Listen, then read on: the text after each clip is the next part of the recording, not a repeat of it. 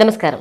భాను సప్తమి ఆదివారం జనవరిలో 9వ తేదీన కలిసి రావడంలోని విశేషం ఏంటి, ఆ రోజున ఏం చేయాలి, ఈ విషయాలన్నిటి గురించి కూడా మనందరికీ తెలియజేయడానికి మనతో ఉన్నారు ప్రముఖ ఆధ్యాత్మికవేత్త, ఆర్షవిద్య తపస్వి, శ్రీ శృంగేరి మహాసంస్థాన ఉభయ తెలుగు రాష్ట్రాల సంచాలకులు అయినటువంటి బ్రహ్మశ్రీ పసర్లపాటి శ్రీనివాస బంగారయ్య శర్మ గారు. నమస్కారం శ్రీనివాస బంగారయ్య శర్మ గారు. నమస్కారం అమ్మా. బంగారయ్య శర్మ గారు, మామూలుగా ఆదివారం అనగానే సూర్యునికి సంబంధించిన రోజు అని కూడా అంటుంటారు. మరి ఆ రోజు ప్రత్యేకంగా ఆ విశేషాల గురించి ఏమైనా తెలియజేస్తారా? అసలు చాలా గొప్పదైనటువంటి రోజమ్మా. ఎంత గొప్పదైనటువంటి రోజయ్యా అంటే సప్తమిలో మరీ కేంద్రీకృతమై ఉంటుంది, ఇంకా ఇష్టమైనకి. ఈ సప్తమి అసలు ఆదివారం అంటే ఆయనకి ఆదిత్యుడికి ఆదివారం భానువారం అని కూడా పిలుస్తాం కదా. భాను అంటేనే సూర్యుడు. ఆ భానువారం కూడా కలిసి రావడం ఇది అంత సాధారణంగా వచ్చేటటువంటి యోగం కాదమ్మా. 1000 సూర్యగ్రహణాలు ఒకటేసారి వస్తే ఎంత గొప్పగా మనకి మంత్రానుష్ఠానాలన్నీ ఫలిస్తాయో అంత గొప్పదైనటువంటి ఫలితాన్ని ఇచ్చేటటువంటి సప్తమి ఇప్పుడు వస్తున్నటువంటి సప్తమి.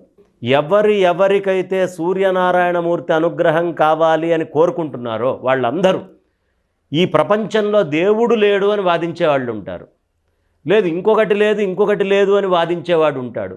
కానీ సూర్యుడు లేడు అని అనగలిగే నాస్తికుడు కానీ అనగలిగేవాడు ఎవడైనా ఉన్నాడా? లేరండి. కాబట్టి సూర్యనారాయణమూర్తి ప్రత్యక్ష నారాయణుడు, కంటి ముందు మనకు కనిపించేవాడు, కాలము అనేటటువంటిది లెక్కగా తీసుకుండేవాడు. అతనికి శత్రువులు మిత్రులు అందరి పట్ల సమవర్తి, సమానంగా ఉంటాడు. దుర్మార్గుడికైనా సత్కిరణాలను ఇస్తాడు, సన్మార్గుడికైనా ఇస్తాడు. మంచి గంగలో అయినా బురద గుంటలో అయినా ఆయన యొక్క శక్తిని పంచే దాంట్లో ఏ విధమైనటువంటి ఇది ఉండదు. పోనీ ఏమైనా ప్రతిఫలాపేక్ష ఆయన తీసుకుంటున్నాడా? ఏది ఆశించట్లేదు. ఆయన నిజమైనటువంటి మిత్రుడు. అందుకనే ఆయనకు 12 నామాల్లో మిత్రహ అనే శబ్దం ఉంటుంది. మిత్రహ, నిజమైనటువంటి ఫ్రెండ్ ఎవరయ్యా అంటే ఎదుటి వాళ్ళ నుంచి ఏమీ ఆశించకుండా వాళ్ళు బాగుండాలి అని ఎప్పుడు ఆలోచించే వాళ్ళ నిజమైనటువంటి మిత్రులు అంటారు. సూర్యుడు ఇంత బలాన్ని, ఇంత శక్తిని, ఇంత అనుగ్రహాన్ని, ఇంత ఆశీస్సుల్ని మనకిస్తోంది. మన నుంచి ఏమన్నా ఆశిస్తున్నాడా? లేదు. ఈ వెలుగుని ఇంత ఇచ్చి ఆయన ఏమన్నా ఆశిస్తున్నాడా? మన నుంచి ఏమీ ఆశించట్లేదు. ఏమీ ఆశించకుండా, మంచి చెడు అని చూడకుండా, దుర్మార్గుడైనా మంచివాడైనా, లేదు ఎక్కడో అడవిలో ఉండే చిన్న ప్రాణైనా అన్నిటినీ ఆయన కిరణాలతో ఆయన కాపాడుతున్నాడుగా. అవునండి. అలా సూర్యనారాయణమూర్తికి అంత అర్ఘ్యమో, నీళ్లు లేకపోతే అన్ని పూలు లేకపోతే అంత బూడిదో, ఏదో ఒకటి భస్మం తీసుకోనైనా ఆ స్వామికి ఇలా వదిలిపెడుతూ ఎప్పుడూ ఆయన స్తోత్రం చేసుకోవడం అనేది చాలా గొప్పదైనటువంటి విషయం. సూర్యుడి ఆరాధనని ఎప్పుడూ ఆపకూడదు. గాయత్రి అమ్మవారు అని మాకు నిత్యము చక్కగా ఇచ్చి చేసేదంతా ఎవరు? ఆ శక్తి అంతా సౌరశక్తే, ఆ సూర్యుడికే చేసేది. కాబట్టి సూర్యుడిని కర్మసాక్షి అంటారు.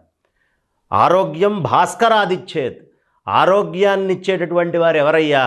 భాస్కరుడు. ఇవాళ రోజున మనం ఎక్కడికి వెళ్ళినా, ఏ డాక్టర్ దగ్గరికి వెళ్ళినా ప్రతి వాళ్ళు మీకు విటమిన్ లోపం ఉందండి, వైటమిన్ డిలో ప్రాబ్లం ఉంది అని చెప్తున్నారు. ఈ వైటమిన్స్ ఎందుకు తగ్గుతున్నాయి? ఏసీల్లో కూర్చొని ఫ్యాన్లకు అలవాటు పడి, ఏసీ లేకపోతే ఒక్క నిమిషం ఏసీ లేదే అని దానికి బాధలు పడుతూ, ఎదుటి వాళ్ళని తిట్టి, ఫ్యాన్లు లేవని తిడుతూ ఎప్పటికప్పుడు ఇబ్బందులు పడుతూ ఉంటే వైటమిన్ డీలు ఎక్కడి నుంచి వస్తాయి?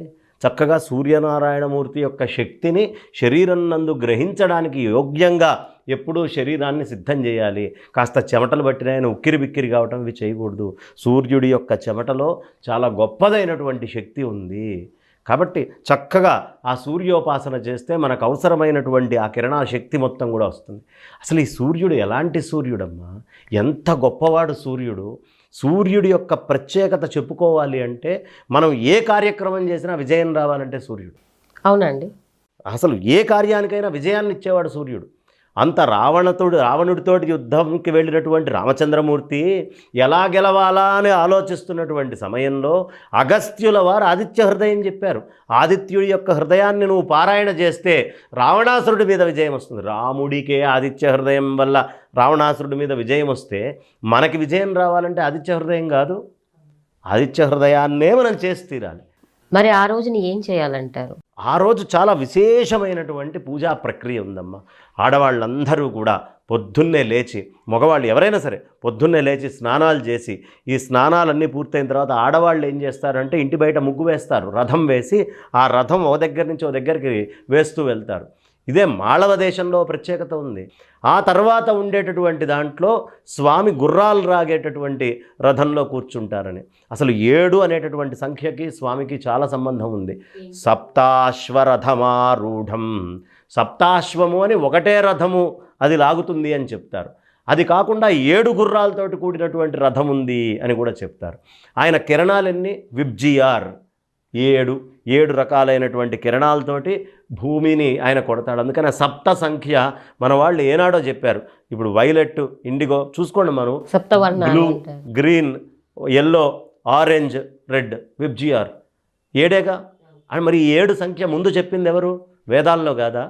సప్తాశ్వరథమారూఢం అంటే 7 గుర్రాలు వేసుకొని వస్తే 7 కిరణాలతోటి భూమిని, విశ్వాన్ని మొత్తం చుట్టుముడుతున్నాడు ఆయన. కాబట్టి ఆయన యొక్క విశేషమైనటువంటి అనుగ్రహం అంతా.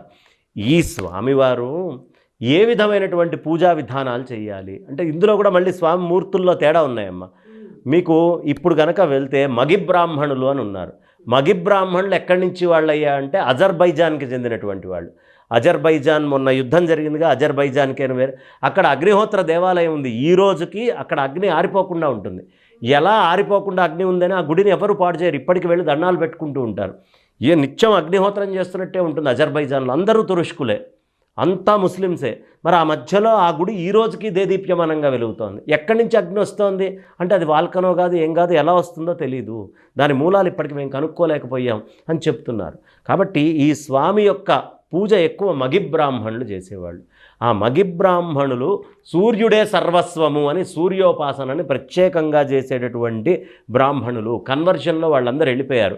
అయితే దీనికి ఏమిటయ్యా గుర్తు అంటే కృష్ణుడి కొడుకైనటువంటి సాంబుడు ఒక సూర్యుడి దేవాలయాన్ని కట్టాడు.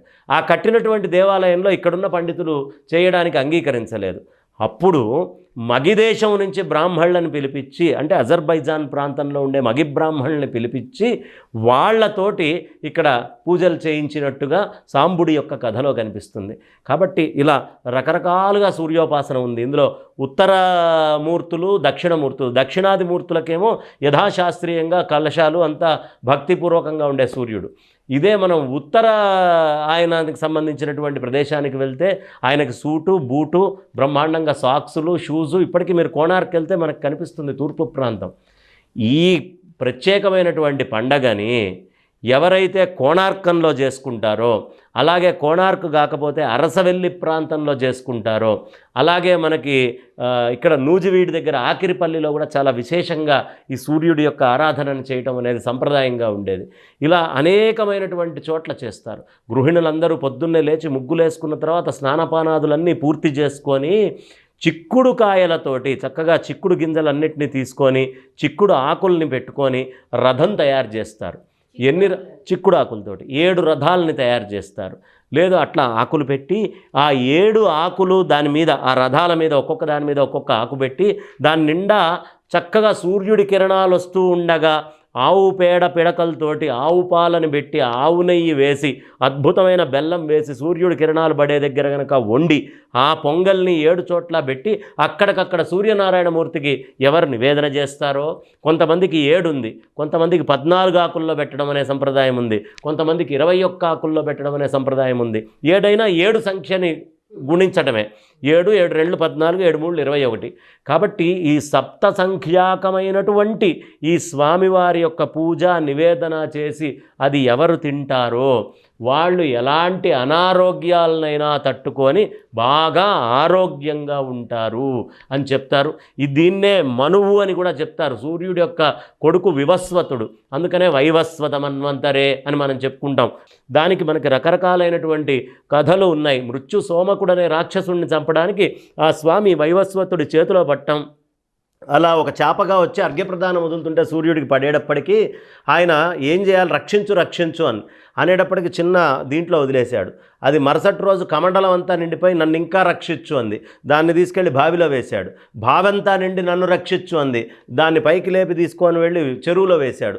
చెరువంతా నిండిపోయింది. నన్ను మళ్ళీ రక్షించు అంది. నదిలో వేశాడు. నదిలో కూడా పెద్దగా అయింది, అటు ఇటు కష్టంగా ఉంది. అంటే దాన్ని తీసుకెళ్ళి సముద్రంలో వేస్తే ఆ సముద్రంలో ఉండేటటువంటి ఆ చేప సమస్తమైనటువంటి అన్నిటికీ సంబంధించినటువంటి బీజాలని ఒక కొమ్ముకి కట్టుకొని ఈ వైవస్వతుడు మనువుగా ఉంటాడు అని చెప్పి మృత్యు సోమకుణ్ణి చంపి ప్రళయం అంతా పూర్తయిన తర్వాత మళ్ళీ పునః సృష్టి చేయడానికి సహకరించాడు. కాబట్టి ఈ వైవస్వతుణ్ణి మనువుగా ఉండమని చెప్పి వైవస్వత మన్వంతరము అని చెప్పి ఈ వైవస్వత మన్వంతరం ఉంటుంది. కానీ సూర్యుడి గురించి ఎంత చెప్పినా చాలా తక్కువ. సూర్యారాధన అంత గొప్పది. సూర్యుడు సద్య నమస్కార ప్రియో సూర్య. సూర్యుడికి ఏం చేయక్కర్లా, దండం పెట్టాలి. శివుడి దగ్గరికి వెళ్తే అభిషేకం చెయ్యాలి నీళ్లు పోసి. అదే విష్ణుమూర్తి దగ్గరికి వెళ్తే అలంకారం చెయ్యాలి. మరి సూర్యనారాయణమూర్తితో నమస్కారం చేస్తే చాలు. గణపతి నైవేద్య ప్రియుడు. అందుకేనండి యోగాసనాల్లో కూడా సూర్య నమస్కారాలని పెట్టిన ఆంతర్యం కూడా ఇదేనే. అంతేగా ఆరోగ్యం కావాలంటే సూర్య నమస్కారాలు. సూర్య నమస్కారాలు 12, ఆదిత్యులు 12 మంది, ద్వాదశ ఆదిత్యులు అని పిలుస్తాం. ఒక్కొక్క ఆదిత్యుడి పేరు చెప్పుకుంటూ ఒక్కొక్క ఆసనం వేసుకుంటూ వెళ్తాం.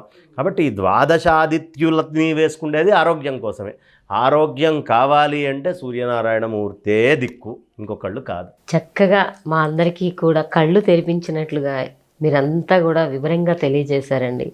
ఈ మధ్యకాలంలో ఎన్నో రకాల పాండమిక్ సిచ్యువేషన్స్లో కూడా మనకి ఉపయోగపడిన అంశాలను సూర్యుని నుంచి కొంచెం సేపు ఉండండి అని చెప్పి డాక్టర్లు కూడా సజెస్ట్ చేస్తూ వచ్చారు.